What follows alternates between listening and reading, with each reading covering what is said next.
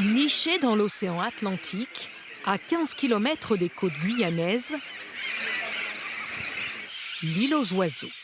L'homme y est interdit sauf pour des missions scientifiques. Depuis presque 30 ans, cette réserve naturelle abrite des espèces marines. Difficile de s'entendre parler. Jérémy, c'est bon, vous en avez un ? On en a attrapé un, là. Un jeune, un petit, suffisamment grand pour qu'il puisse être bagué. C'est la saison des amours. Sur l'île, il y a un boom des naissances. Il a peur ou pas, là ? Non, parce que la manipulation, elle est assez rapide. On essaye d'aller le plus vite possible pour éviter le stress de l'oiseau. Une fois bagués, ils s'en iront avant de revenir. On sait qu'en moyenne, ils reviennent nichés et connétables au bout de 3 ou 4 ans. Et alors, ce qui est rigolo, c'est que la plupart des poussins reviennent nicher sur le micro-secteur sur lequel ils sont nés. Fidèles, les oiseaux, et très nombreux. 40 000 individus. Un tel sanctuaire est unique à 3000 km à la ronde. Les espèces trouvent ici une végétation suffisamment rase pour faire leur nid. Dans l'herbe, il y a tout un groupe de royales qui est en train de couver. Mais il ne faut pas se fier à leur nombre, ces espèces sont elles aussi en danger. En fait, les oiseaux marins sont tellement menacés dans le monde et en France qu'il faudrait que chaque colonie d'oiseaux marins bénéficie d'un statut de protection. Parce que les menaces sont immenses entre l'activité de l'homme, le réchauffement climatique, la surpêche, les déchets plastiques, la pollution. Depuis quelques années, la population de l'île est stable. Les oiseaux viennent de loin pour y trouver refuge. Un gros caillou devenu un joyau de la biodiversité.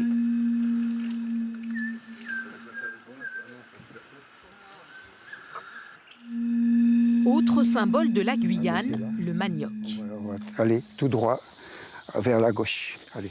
Il est cultivé dans les 3/4 des plantations du département. On va aller couper un bout ici.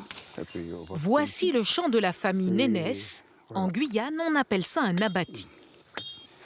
Puis on va nettoyer. Le manioc, une plante qui pousse très vite. Au bout d'un an, on récolte ses gros tubercules. Voilà. Cette racine-là, qui a permis de vivre ma famille. Voilà, c'est ça. C'est une richesse pour nous. C'est un trésor. Voilà. Cherchez ces aglos là. Ouais. Un trésor qu'ils vont transformer dans la plus grande tradition. Râpée, la racine doit ensuite être pressée pour en extraire le jus. Rien de mécanique, la méthode artisanale est la même depuis les premiers Amérindiens. Le manioc est l'aliment de base des Guyanais. Ça n'appartient pas seulement aux Amérindiens, ça appartient aux Créoles, aux Bushinengués. On partage ensemble en fait cette histoire, quoi. Donc c'est important de perpétuer ça et donc d'avoir une identité, quoi. Voilà, une identité commune. Rien ne se perd dans le manioc. Une partie est cuite en semoule, le couac, l'autre en galette, la cassave. Quant au jus, une fois bouilli, Ça va donner du goût. viande, poisson, tout se fait à la sauce manioc. Et comme beaucoup de familles guyanaises, les Nénès aiment se retrouver pour le partager. Ça nous manque toutes les semaines. Si on mange pas, si nous on mange pas au moins 2 fois par semaine, on devient fou. Hein. C'est dans les gènes et puis on peut pas s'en passer de ça. Franck, viens voir. Retour dans le monde de l'infiniment petit.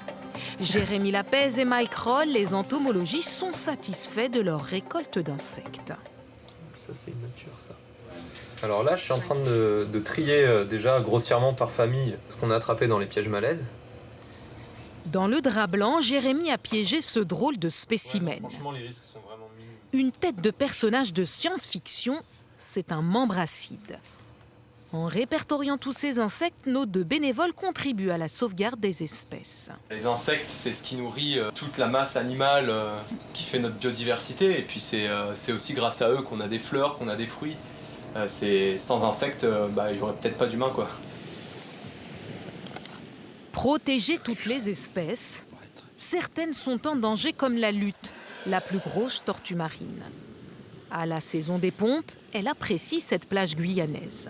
Dans les années 90, on était à 50 000 pontes par an.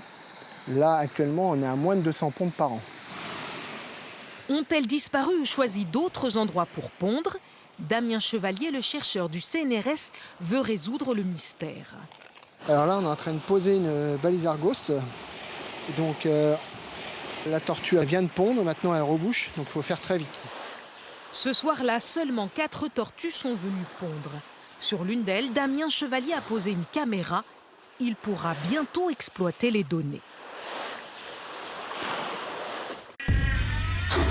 Suivez l'info sur Guyana Première, télé, radio et internet.